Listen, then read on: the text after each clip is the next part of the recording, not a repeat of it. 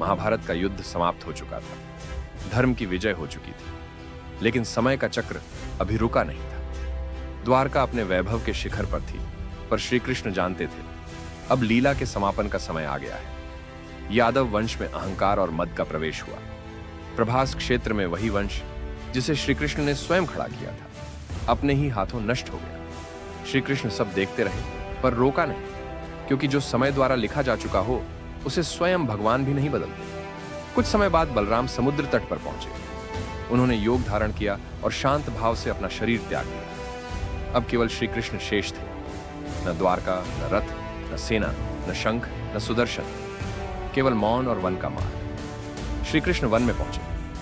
एक पीपल के वृक्ष के नीचे बैठकर उन्होंने ध्यान लगाया। उनके चरण आगे की ओर थे। वातावरण शांत था, मानो प्रकृति भी सांस रोके खड़ी हो। उसी समय जरा नाम का एक निषाद शिकारी वहां आया। दूर से उसे घास में कोई हिरण सा दिखाई दिया। अज्ञानवश उसने बाण चलाया।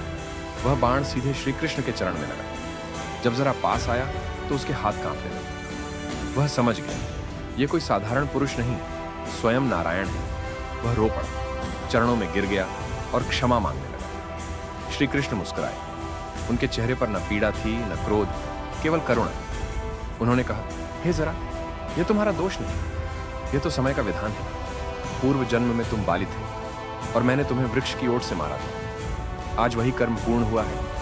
इतना कहकर श्री कृष्ण ने नेत्र बंद किए। उनके शरीर से दिव्य प्रकाश प्रकट हुआ। आकाश मौन हो गया और श्री कृष्ण अपने परम धाम को प्रस्थान कर गए। धरती पर शांति थी, लेकिन संसार रिक्त हो गया, क्योंकि जिसने गीता का ज्ञान दिया, जिसने अधर्म का अंत किया, उसने अपनी लीला पूर्ण कर दी। यह श्री कृष्ण की मृत्यु नहीं थी, यह एक संदेश था।